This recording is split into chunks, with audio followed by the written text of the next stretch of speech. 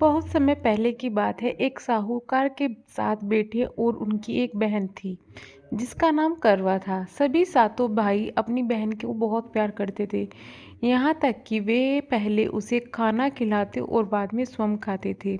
एक बार उनकी बहन ससुराल से मायके आई हुई थी।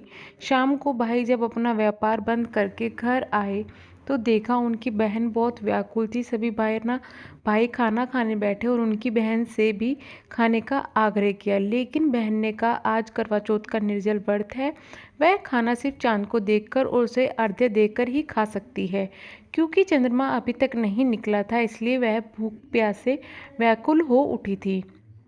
सबसे छोटे भाई को अपनी बहन की हालत देखी नहीं जाती और वह दूर पीपल के पेड़ से एक दीपक जलाकर छलनी में ओट में रख देता है। दूर से देखने पर वह ऐसा प्रतीत हो जैसा चतुर्थी का चांद उदित हो रहा हो। इसके बाद भाई अपनी बहन को बताता है कि चांद निकल आया, तुम उसे अर्घ्य देने के बाद भोजन कर सकते हो। बहन खुशी के मारे सीढ़ियों पर चढ़कर चांद को देखती है, उसे अर्घ्य देकर खाना खाने बैठ जाती है। वह पहला टुकड़ा खाती है तो उसे छींक आ जाती है, दूसरा टुकड़ा खाती है तो उसमें बाल निकल आता है और तीसरा टुकड़ा खाती है तो मुंह में डालते ही तो उसके पति की मृत्यु का समाचार उसे मिलता है। वह बौखला जाती है।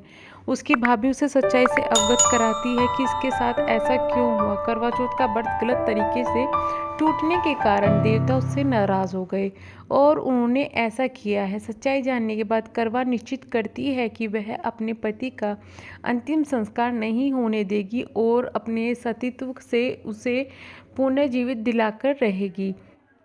वह पूरे 1 साल तक अपने पति के शव के पास बैठी रहती है, उसे देखभाल करती है, उस पर उगने वाली सुईनुमा घास को एक वह कर्तित करती है। 1 साल बाद फिर वह करवा का दिन आता है और उसकी सभी भाभी करवा चौथ का व्रत रखती है।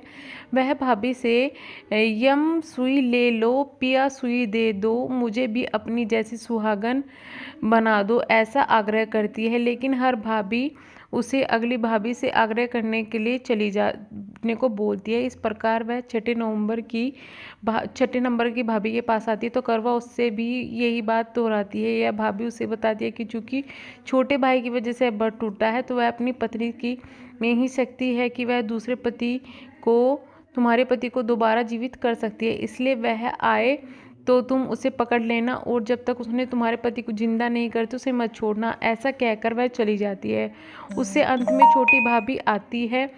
करवा उससे भी सुहागन बनने का आग्रह करती है, लेकिन वह टालमटोल करती है। इसे देखकर करवा उन्हें जोर से पकड़ लेती है और सुहागन जिंदा रहने के लिए कहती है। भाभी उनसे छुड़ाने के लिए नोचती है, खरोचती है, लेकिन करवा नहीं छोड़ती। अंत में उसकी तपस्या को देखकर भाभी पसीज जाती है और अपनी छोटी उंगली को चीरकर उसमें से अमृत निकाल उसके पति के मुंह में डाल देती है। करवा का पति तुरंत श्री गणेश करता हुआ उठ बैठता है। इस प्रकार प्रभु कृपा से उसकी छोटी भाभी के माध्यम से करवा को अपना सुहाग वापस मिल जाता है।